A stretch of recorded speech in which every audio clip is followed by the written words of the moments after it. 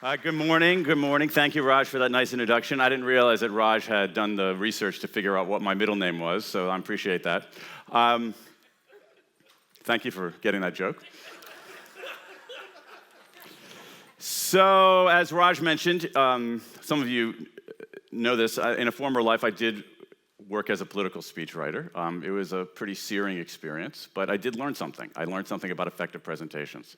I've mentioned this to some of you before, so you already know this, but I discovered over the years, working in politics, working as a speechwriter, the key to an effective presentation, anywhere, anytime.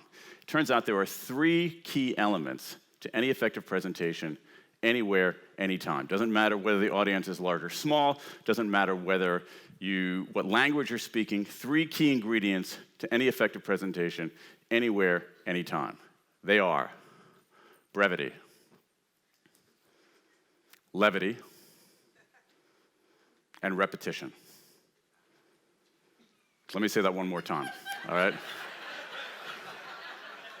Brevity, levity, and repetition. So I'm going to be brief. I'm not going to be too severe and serious about it all, and I will repeat the important stuff over and over and over and over and over and over and over again until you want to scream. I'm excited to be here because I just finished a new book, and they've let me out of my office.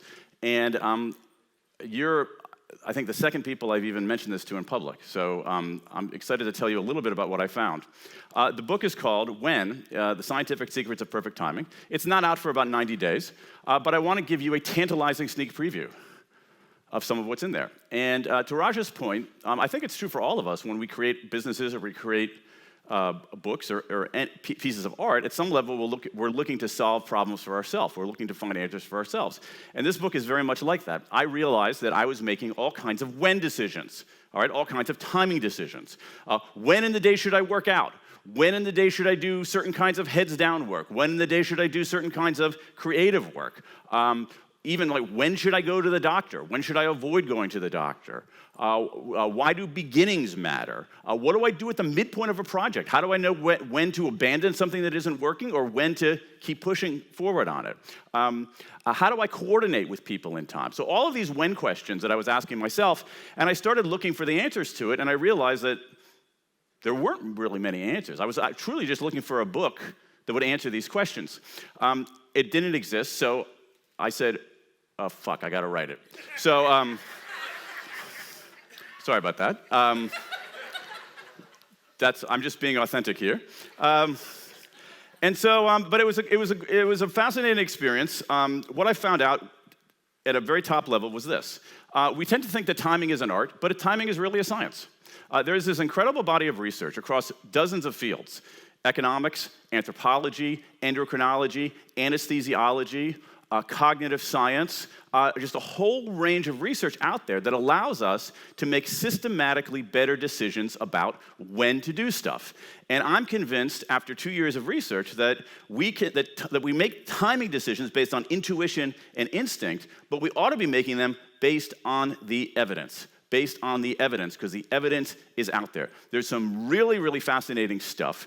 Among them, among sort of the tips you can glean from this are, one, seriously, if you can avoid it, never go to the hospital in the afternoon. What happens at hospitals in afternoons is terrifying. You have hand washing compliance goes down in afternoons. Anesthesia errors, 3 times more likely at 3 in the afternoon than at 9 in the morning. Doctors, 20% more likely to prescribe unnecessary antibiotics. Colonoscopies, endoscopists, because we want to talk about colonoscopies at 9 o'clock in the morning. Endoscopists find half as many polyps in the afternoon as they do in the morning for the same kind of population. All kinds of stuff about synchronizing in time. There's some really amazing research on choral singing, of all things. We're talking here a lot about meaning and purpose. Choral singing ends up being one of the best things you can do for your body and mind. But I want to talk about one aspect of timing here, to give you a slice of it, and that has to do with endings. Okay, I want to talk about endings. I studied beginnings, I studied midpoints, I studied endings, and I want to tell you basically what the science of endings tells us. And it tells us some things that I think are incredibly germane to what conscious capitalism is all about. So here's what endings do. All right, they do 4 things for us. I'm going to go through the science of them. 1, endings help us energize. 2, endings help us encode. 3, endings help us edit. 4, endings help us elevate. Okay, that's what endings do. They help us energize, encode, edit, and elevate. And it only took me 7 months to get them all to start with E. So let's start here. And what I want to do here is I want to actually ask you guys a bunch of questions. I want to read you a couple stories. So I want you to think about this because what happens is that if we start thinking about when, with the same rigor we think about what and why and how, the world becomes more interesting, but you can also be more effective. So let me ask you a question here. So how many of you have ever run a marathon? I bet there are a lot of people here. Wow, that's incredible, okay? So there are about 1,100 marathons each year in the United States. And in a typical marathon, amazingly enough, about 50% of runners are running for the first time. 50% of people in marathons today are first-time runners. Okay, so here's a when question that I want you to think about. When, that is, at what age, do you think are people most likely to run their first marathon? When are you most likely to run your first marathon? At what age? 35, 40, 43? Okay, prime number. Sorry. I'm revealing a little too much about my deficiencies here. Let me just tell you the answer. Here's the age at which people are most likely to run a marathon. Age 29. Interesting. Let's take a look at this chart here. I got charts. Let's take a look at this chart. All right, these are the ages of running marathons at various, this is the percentage of first-time marathoners. Take a look at 29, all right? You are twice as likely to run a marathon at age 29 as you are at age 28. You are twice as likely to run a marathon at age 29 as you are at age 30. Now, do we have any physicians here by any chance? Any physicians here? Okay, so there's a physician sitting right there. I'm not a physician, but are there massive physiological differences between a 28-year-old and a 29-year-old? In general, probably not, right? Not on average, no. Are there massive physiological differences between someone who's 29 and someone who's 30? Probably not. This is peculiar. Guess when else people are likely to run a marathon? 39. Thank you, age 39. Here's a hard one. Guess when else people are likely to run a marathon? Let's take a look at this. Age 49, people are 3 times more likely to run a marathon at age 49 as they are at age 50. All right, so I'm an Ohioan, so in Ohio we sometimes say things like, what the Sam Hill is going on? Here's what's going on. It's our first thing. Endings help us energize. Endings help us energize. This is one of the first principles of ending. This is an enduring principle in behavioral science, actually for a very, very, very long time. Endings help us energize. When we see the end, when we anticipate the end, we often, not always, kick a little harder.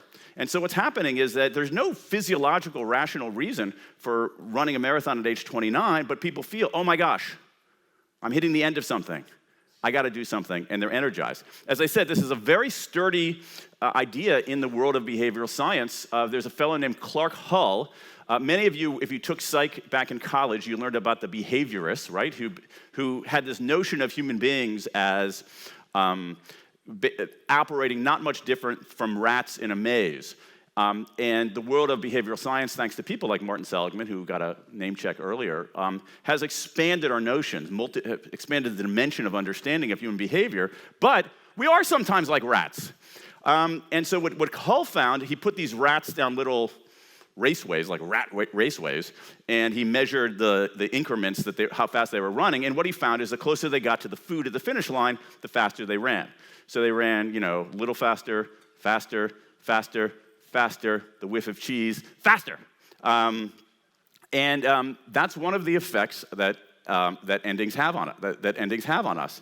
That when we get closer to the end, when we anticipate the end, we kick a little harder.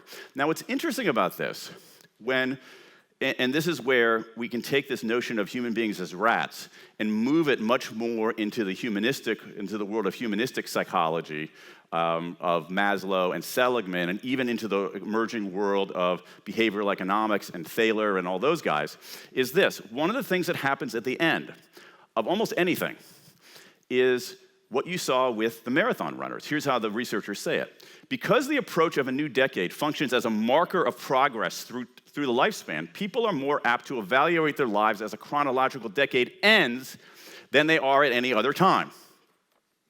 I want to give you one more mundane example before I pay it off with the search for meaning, just to read you the stage directions here. But this is interesting. I want to give you a mundane. I do want to give you a mundane example because this is actually very germane in the tactical world of business. Some very interesting research on this. You give two groups of people a gift certificate. Okay, so I give two groups of people a gift certificate. Okay, you get the same value of gift certificate. I give you 2 weeks to cash in the gift certificate. I give you 2 months to cash in the gift certificate. Who's more likely to cash it in? 2 weeks by 3x. Now that's crazy, right? These people have four times the time, right? These people have 4 times the time. It makes no sense. There's another thing on organ donation. You give one group a finite amount of time, say a month, to sign up to be organ donors. You give this group no deadline at all. This group, more likely to sign up to be organ donors, even though it makes no sense because this group has forever. And this group still signs up more. All right, that's what endings do. But in particular, as I was saying before, what endings do more than anything, and this is important to understand in your business and your customer experiences, is this, that they call these folks, the 29-year-olds, 39-year-olds, 49-year-olds, nine-enders, is that nine-enders are particularly preoccupied with aging and meaningfulness, which is linked to the rise in behavior that suggests a search for or crisis of meaning. One of the things that endings energize us to do is seek meaning. And you're going to see this common thread through all of this that ends up being really fascinating on a personal level and on a business level. Let's go to the next one. Endings help us encode. Endings help us encode. So here I want to read you a few stories, and I want to ask you to make an evaluation here. So I want to tell you the story of this story here. It's a story that you probably know reasonably well, and it's this. So on February 8th, 1931, Mildred Marie Wilson of Marion, Indiana, gave birth to what would be her only child, a baby boy that she and her husband named James, but called Jimmy. So here's Jimmy's childhood, happy but tumultuous. He moves from northern Indiana to southern California. Then he has a family tragedy. He moves back to northern Indiana from southern California. And he leads this very happy, kind of traditional Midwestern kind of life of debate teams and church groups and very happy, ordinary, middle-class American life. He graduates from high school. He goes back to Southern California from college. And in 1951, just shy of age 20, he drops out of UCLA to pursue an acting career. Then it gets interesting. He quickly landed a few commercials and minor television roles. In the year he turned 23, one of the era's most famous directors cast him in a film adaptation of a John Steinbeck novel. The movie became a hit. He was nominated for an Oscar. That same year, he landed another role in an even more prominent movie. It earned him another Oscar nomination. And in a blink, at an impossibly young age, he became an impossibly huge Hollywood star. Then, about 4 months shy of his 25th birthday, he got killed in a car accident. Okay, so I think we had some people. So this is James Dean, the story of James Dean. Okay, so here's a question that social psychologists have asked people. I'm going to ask it to you as well. Taking Jimmy, as he was known, taking his life as a whole, how desirable do you think it was? Use a 1 to 9 scale, with 1 being the most undesirable and 9 being the most desirable. So write down what number you have. Okay? How desirable was this life? Now, I'm going to ask you another question. I'm going to give you a hypothetical. Here's the hypothetical. Imagine Jimmy had lived a few more decades, but that he never achieved the professional success of his early 20s. He didn't spiral into homelessness or drug addiction. His career didn't implode. His stardom just declined from its celestial heights. Maybe he did a sitcom or two and won a few smaller parts in less successful movies before he died, say, in his mid-50s. Okay, so think about that alternative, Jimmy. What's your number there? Okay, what's your number on a 1 to 9 scale? How desirable was that life? Now, does anybody in here have put down a higher number for Jimmy 1 than for Jimmy 2? Okay, you know what? Most people do that. And you know what? That's freaking weird. Think about it. In the second scenario, he lives 30 years longer. he lives 30 years longer. And it's not a miserable life, it's a perfectly lovely life. But over and over again, when people evaluate those kinds of things, they have this peculiar reaction. A life that goes like this is actually, even if it's shorter, is seen as less desirable than a life that goes like this, even if it's longer. The suggestion, here are the researchers, the suggestion that adding mildly pleasant years to a very positive life does not enhance but decreases perceptions of the quality of life is counterintuitive. We label this the James Dean effect, because a life that is short but intensely exciting, such as the storied life led by actor James Dean, is seen as positive. Okay? This is the point about endings. Endings help us encode. What do I mean by encode? What I mean by encode is they help us evaluate and record. Evaluate and record. So what we do, we look at Jimmy's life at the end, we evaluate it, lock it into our memory. This is a big deal in business. This is a big deal in business. I'll give you one example of this. Yelp. If you're bored right now, go ahead and do this. If you're bored, look on Yelp and just randomly pick a restaurant that you go to that you like on Yelp and go through the actual written reviews and take a look at how many of those reviews describe what happened at the end of the entire meal, if not the entire evening. Look at how many people evaluate and record their impression on Yelp, because I lost my keys and they found them and called me and I came back and they were still there. I love this place. I got an unexpected dessert. I love this place at the very end. They messed up the bill and I had to wait longer. I hate this place. That's what endings help us do. And this gets a little bit weird. Let me give you another example of this. I'm going to read you a couple more stories, okay? This is very kind of, we have a conscious capitalist. Well, I'm not going to say anymore. Here we go. Here's another study out of Yale. I'm going to tell you about another fellow named Jim. All right, I put this lengthy story on the board here so you can take a look at it. But here's Jim's story. Jim inherited his father's company 30 years ago. As CEO of his company, Jim often made decisions that put his own financial interests before the well-being of his employees. He paid his employees far less than employees at competitor companies. He never gave his employees bonuses, and he often denied them healthcare benefits. Moreover, Jim never donated any money to charity. Last year, however, Jim had a change of heart, and he vowed to drastically change his behavior. Shortly after, he became very generous and altruistic. He raised his employees' salaries, gave them large bonuses, and improved their health care coverage. He also started donating large amounts of money to various charities around the community. But only 1 year later, Jim suffered a massive heart attack and died instantly. So the question they want people to ask is pretty much the same one. What kind of person should be Jim? That's a little bit different. What kind of person should Jim be remembered as? Okay, the same 1 to 9 scale, but I want you to say, measure his level of morality. 1, the least moral, 9, the most moral. Think about that for a second. Now, let me give you an alternative Jim. Jim inherited his father's company 30 years ago. As CEO of his company, Jim often made decisions that put the well-being of his employees before his own financial interests. He paid his employees far more than employees at other companies. He gave his employees large bonuses and generous healthcare benefits.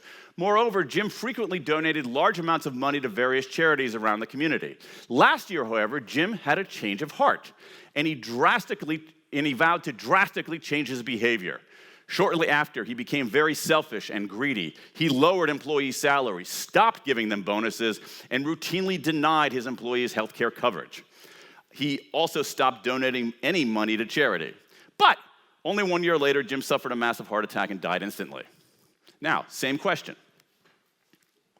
What kind of person should Jim be remembered as? 1 to 9 scale of morality.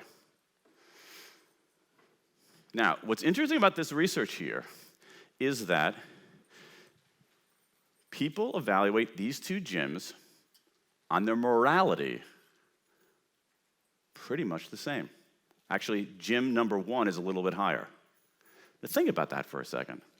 Just think about that for a second. Jim number 1 was a jerk for 29 years and a conscious capitalist for 1. Jim number 2 was a conscious capitalist for 29 years and a jerk for 1. So in mathematical terms, we know who the better Jim is, don't we? And yet, when people evaluate the morality of these 2 men, Jim 1 comes out a little bit higher because people record and evaluate and record what happens at the end, because endings help us encode. So this is in some ways an opportunity and a warning sign, because what happens at the end is often how people remember. This is Daniel Kahneman figured this out 30 years, like everything else, 40 years ago. They neglect duration and focus too much on the end. This is an opportunity and a warning. People are willing to override a relatively short period of one kind of behavior with a relatively short period of another kind just because it occurred at the end of life. Number 3, endings help us edit. Let's talk about life, because this is all morning we've been talking about life, and we can see life, as a writer, I see life in some ways as a 3-act drama, right? Our lives are a 3-act drama, okay? So you got act 1. The hopeful beginning, okay? You grow up, you try to, you leave the nest, you're full of optimism and hope, and you go off to make your way in the world. Act 2, harsh reality descends, right? You try to make a living, you scramble to maybe find a mate, maybe have some kids, you suffer setbacks, triumphs, you move a little forward, you get stymied a little bit. It's tumultuous, Act 2. All right, Act 3, the denouement, all right? Maybe you've accomplished something, maybe you have people who love you, but it's pretty clear in Act 3 that this is the last act and the curtain is going to fall, okay? So think about life in those 3-act terms. Now, think about this question right here. What happens to the side, this is some amazing, they just announced the MacArthur's this morning, 53rd year in a row I was denied. But this woman who I'm about to mention deserves a MacArthur. Her name is Laura Carstensen at Stanford. She's done some incredible research on the psychology, sociology, even economics of aging. And this is some of her research, and it's this. What do you think happens to the size of people's friend networks, the size of their networks of friends, their social networks, not the digital social networks, but their actual real flesh and blood social networks over time, from Act 1 to Act 2 to Act 3. What do you think, I'm not joking, what do you think it would look like if you were to draw the chart? Bell curve. So it sort of looks like, so this is Act 1, Act 2, Act 3. So it sort of looks like this. Okay, tell me if that's, Eric, very good guess, Eric. Here's what it looks like. All right, what you have is it's not quite a bell curve, but the trajectory, you're very close on the trajectory. What you have is Act 1, wow, I'm making all these friends. Act 2, I'm making even more friends. I have this incredible network. Act 3, whew, big decline. Look at the slope there. So this reaffirms what we know. It's like old age can be sad. Old age, Act 3 can be an age full of pathos. That Act 3, when we get to the end, we retire, we lose social connections, our kids leave, our friends start passing away. That Act 3 can be a very sad story. That's what we think. Act 3 is a sad story.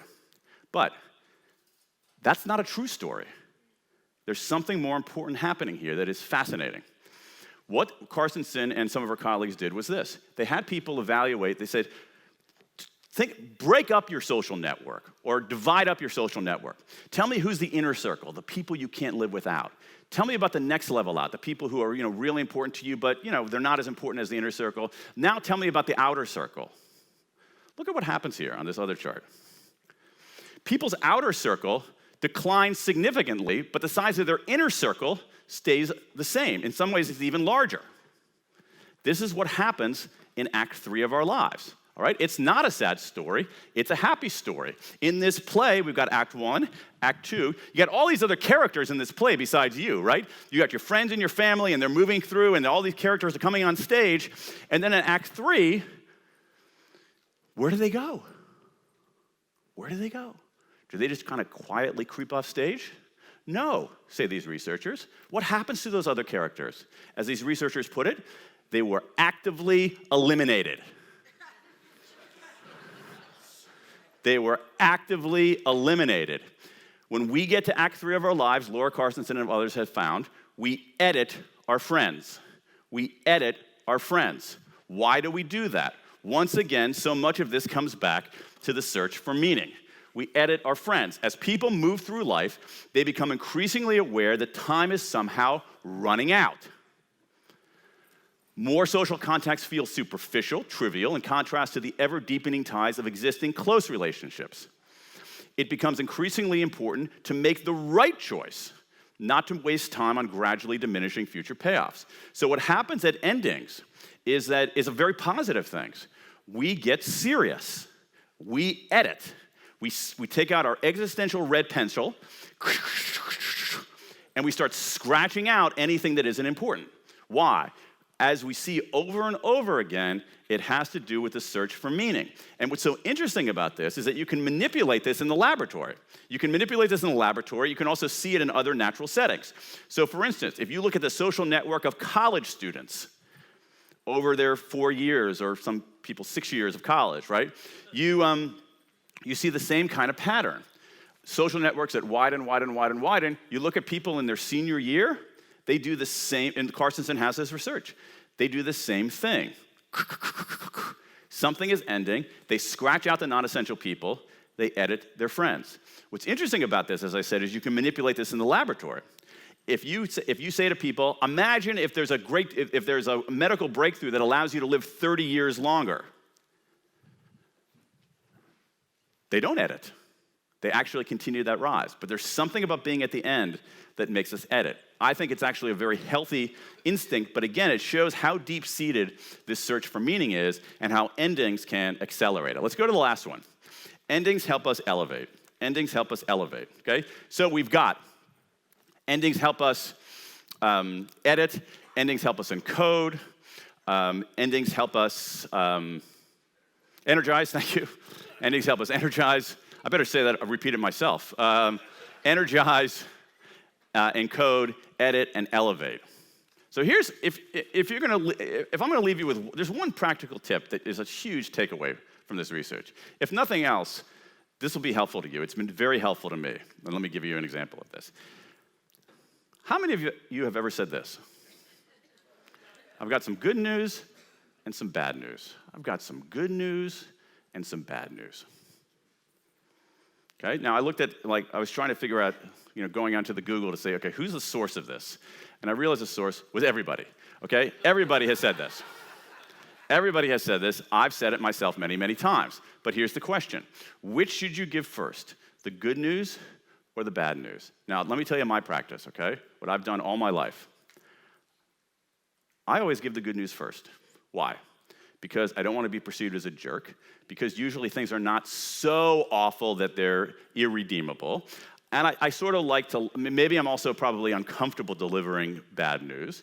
I like to spread down that kind of downy duvet of good feeling before bringing down the hammer, right? That's my practice. But let me ask you a question here. Let me get out of my own head. Forget about your giving good news and bad news. Put yourself in the position of someone on the other side of the table. When someone says, I've got some good news and some bad news, and then they say, which would you like to hear first? Okay, how many of you would like to hear the good news first? How many of you would like to hear the bad news first? Exactly! Over and over again, that's what the research found. There's a great paper from the journal, from Personality and Social Psychology Bulletin. 4 out of 5 people prefer to begin with a loss or negative outcome and ultimately end with a gain or positive outcome rather than the reverse. Receivers want the bad news first. They want the good news last. The problem is that many of us, not all of us, our instinct is to do the reverse. And what they find is that this suggests that doctors, teachers, partners do a poor job of giving good news and bad news because they forget for a moment how they want to hear it. All right, here is the principle at stake here. All right, this is number 4, endings elevate. This is a big deal here. Given a choice, human beings prefer endings that elevate. We prefer rising sequences to declining sequences. Rising sequences to declining sequences. This is a big deal as you actually begin shaping the when of your own life and your own work.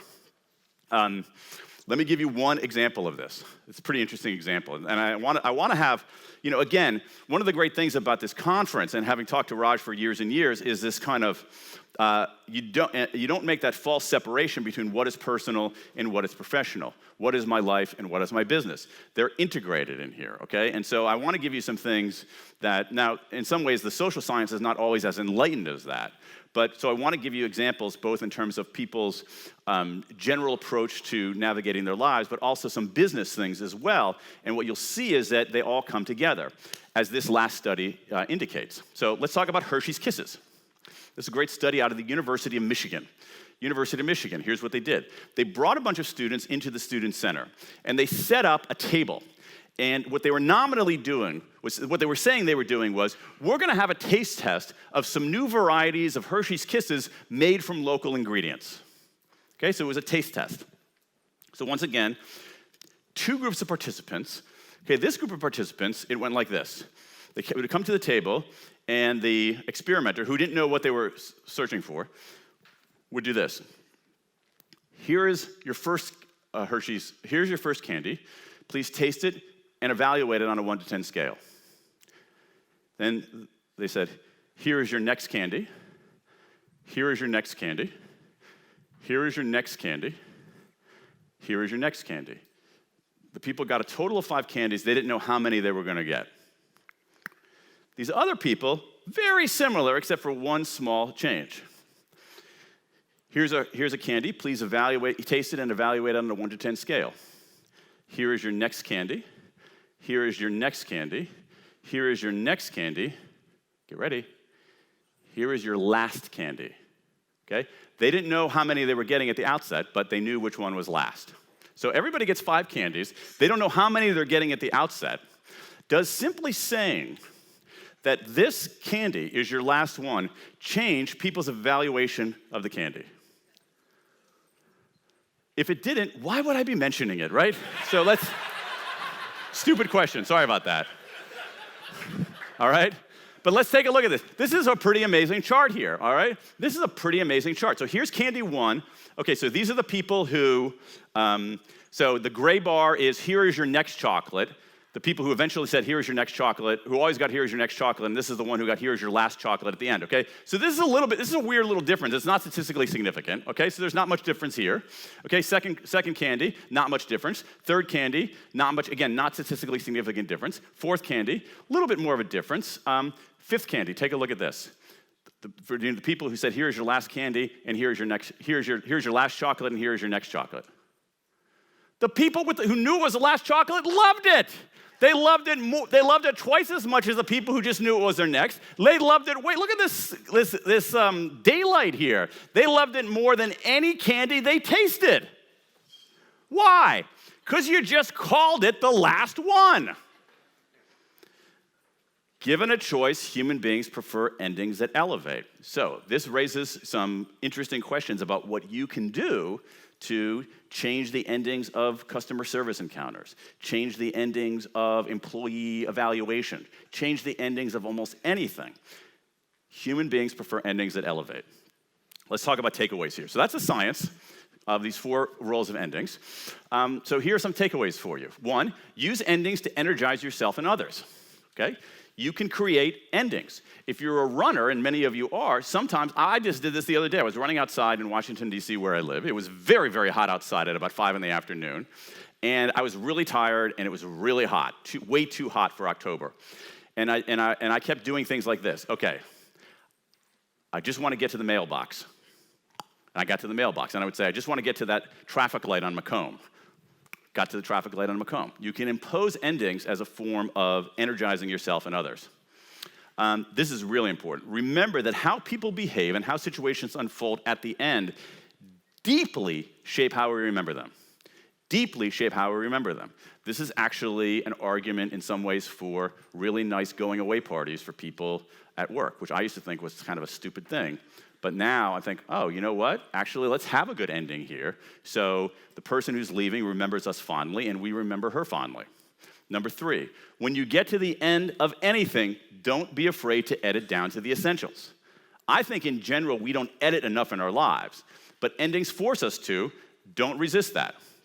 Number 4, always give the bad news first. Not a close call, folks. Always give the bad news first. And finally, number 5 is really the meta point here, which I think connects so nicely with what you're doing here in conscious capitalism, which is this. Use endings as meaning makers. Use endings as meaning makers. And there's so many opportunities to do this in business. As I said, school teachers do this incredibly well. At the end of a semester, there's one school teacher I interviewed who says, at the end of a semester, there's one school teacher, it's not a school teacher, a college teacher, takes her students out to dinner, and they all make toasts to each other. Okay, what a lovely way to sort of make a meaningful end to a semester. There's a high school teacher in Chicago who I interviewed who has his seniors write letters to themselves that he mails to them 5 years later. All right, so use endings as meaning makers. Use endings as meaning makers. Human beings want meaning. Okay, it's not touchy-feely. It's a very hard-headed conclusion from a rich array of social science, and endings can be ferocious meaning makers in your work and in your life. Okay, so let me wrap up on that. As I said, the book comes out January 9th. You can't read it yet, but as my elevated ending for you, we are going to send everybody in this room a free copy of the book on January 9th. Thanks.